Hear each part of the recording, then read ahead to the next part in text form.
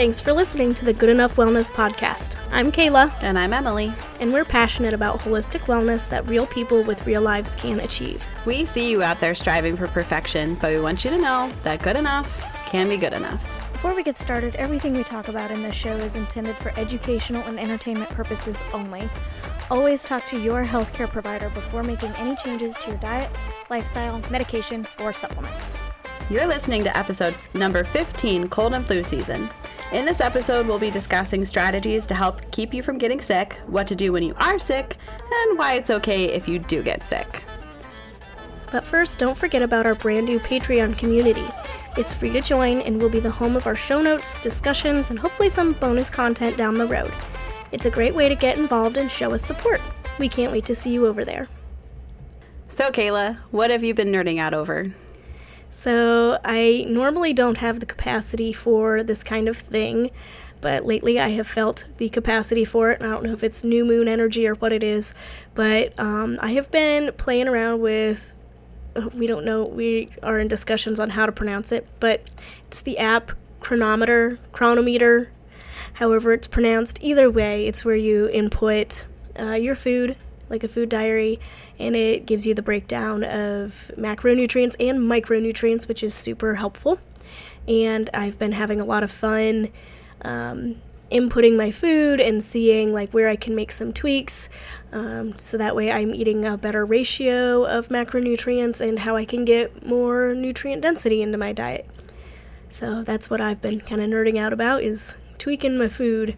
How fun. How fun to be able to come at that from a non-diety perspective. And I know you and I have both dabbled in counting things before, and it's not been a good choice. It was not a good time. No. How cool to be able to kind of grow past that and be like, yeah, I feel good enough that I can do this safely and respectfully. Absolutely. So what about you? So I've been nerding out about Abraham Lincoln.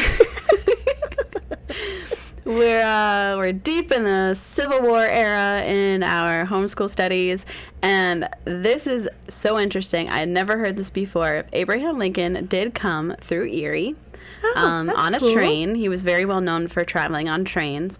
He traveled through Girard, where a roof collapsed because so many people were standing on it to see him, which, isn't that just interesting? Yeah.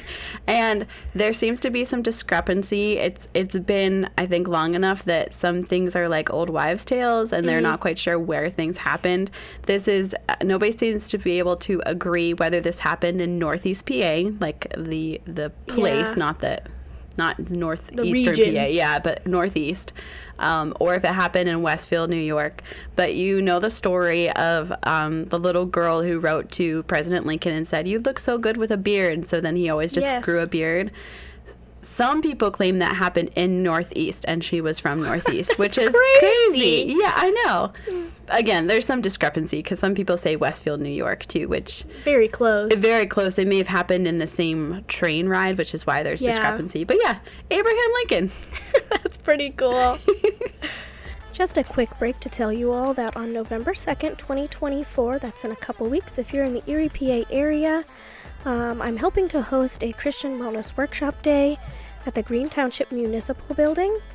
It's going to be a great time of community and fellowship and learning how to honor God with our wellness. If you're interested, you can email me at hello@kaylakingwellness.com. You can find me on Instagram and reach out to me there. Or there will be a link to the website in the show notes where you can check out our roster of speakers and buy tickets. Now back to the show. It's that time of year again.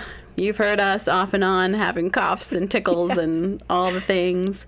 And we want to talk a little bit about cold and flu season because it does seem to be right around when kids go back to school and a few other things happen that mean that kids are sick more. We're obviously sick more. You work with the public and food industry, and I work with children, so we're exposed to a lot of things. And we wanted to talk a little bit about that because I think there's this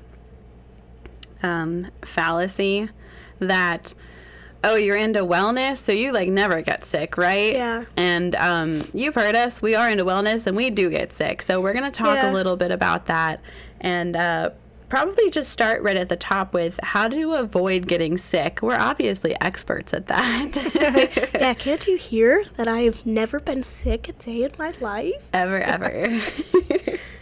So what are some things that we can do to avoid getting sick, aside from your basic hygiene, obviously, like washing your hands and such?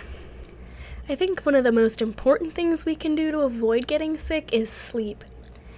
We talked about this in the immune system episode, but sleep is when our immune system is most active.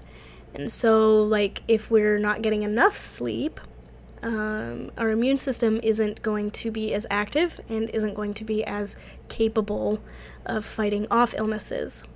That's true, yeah. Obviously, a really important player in your immune system, I think everybody knows this, is vitamin C. Yeah. And if you're curious about the forms of vitamin C, you probably want to go listen to our supplements episode where we talk about different forms. We love whole foods forms.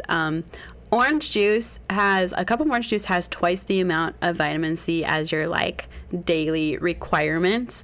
Obviously, you might want to do a little more than that during cold and flu season, and especially if you're sick.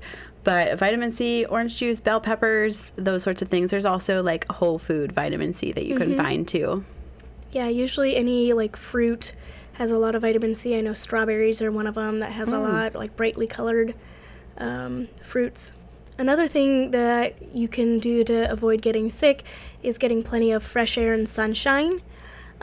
Fresh air and sunshine both help to stimulate the nervous system, and vitamin D is really important for fending off of diseases. Do you have anything else you would like to share about fresh air and sunshine? Just that I know a lot of us feel it's getting colder, so we're just not out as much. And I'm a huge fan of there's no such thing as bad weather, only bad dress. So get you some wool layers, and you can still get fresh air, and you can still get outside. You can still get sunshine on your face, even when it's starting to cool off a little bit. Yeah. Right up there with fresh air and sunshine, I think it goes hand in hand, is movement. All kinds of movement, not just I think dynamic movement is the word I want. So we want dynamic movement. We want to be moving our arms, and we want to be moving our legs. And I know a lot of people feel that kind of this twisting, kind of a wringing out motion to move your lymph is really good for you. You could look up lymph massage. You could look up just any way to move your lymph more. Is fantastic. It's so good for you. That's what's moving. I hate to use the word toxins because I feel like toxins is so overused and it's so clickbaity, but it is. It's moving toxins out of your body, and that's what you want to get rid of. So movement for sure. Yeah, immune cells travel through lymph.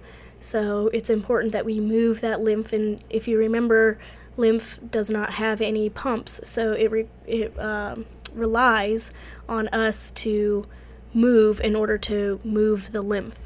You might be sick of hearing us say this, but stress management is also super key in avoiding getting sick. Stress reduces our overall wellness and our overall health and makes us more susceptible to illness.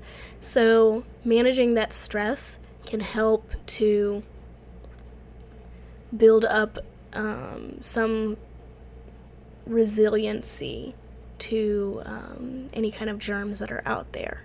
Yeah, for sure. You can listen to, I think, almost any episode we've done, and we've talked about stress. We've talked about managing stress. We've talked about how to get more stress out of your life so you don't have to manage it. Yeah. Finding ways to cope with stress is probably one of your biggest friends when it comes to wellness. Yes.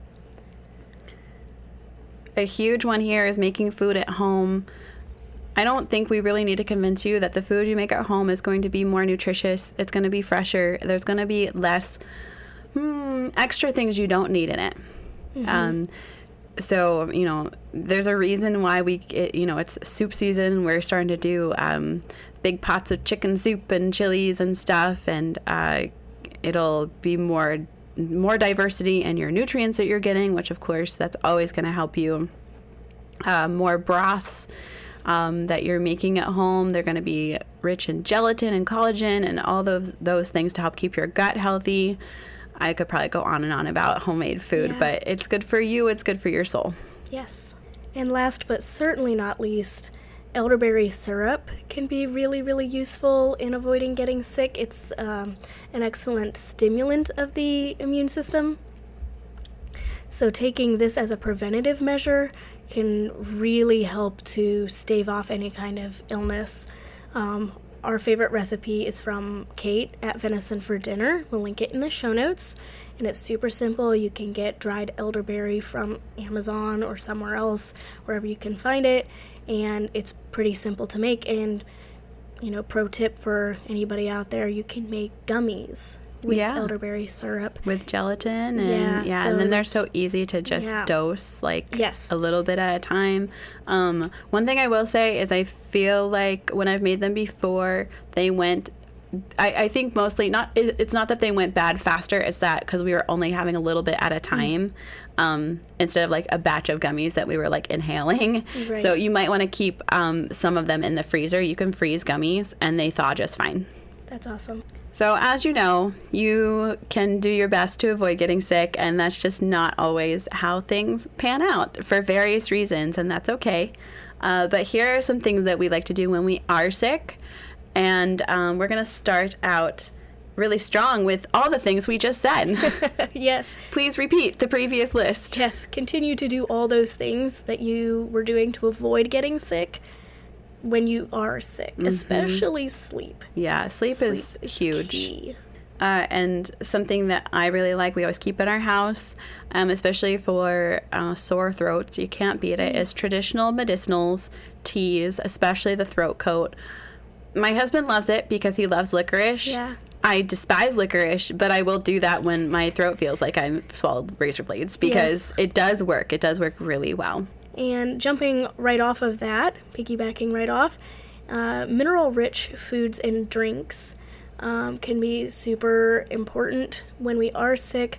These help to replenish any minerals that are being depleted due to the illness itself or stress from being sick, and just help keep everything replenished so that way we have the materials we need to get better.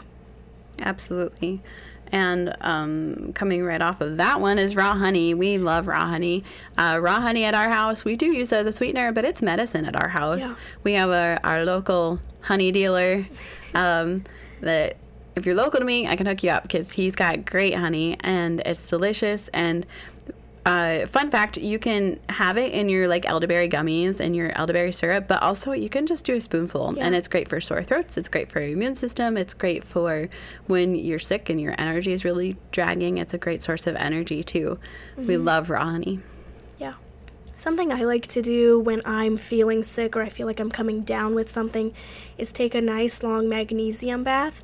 Not only does this help to like soothe with the magnesium, but also helps like keep us warm and help us to release those toxins. I know we don't. I wish we had a different word because it feels so clickbaity. I don't know. But they are what they are. They so are. Like there's really nothing you can do about that. But it does like help us to detox and start to like move some of that stuff.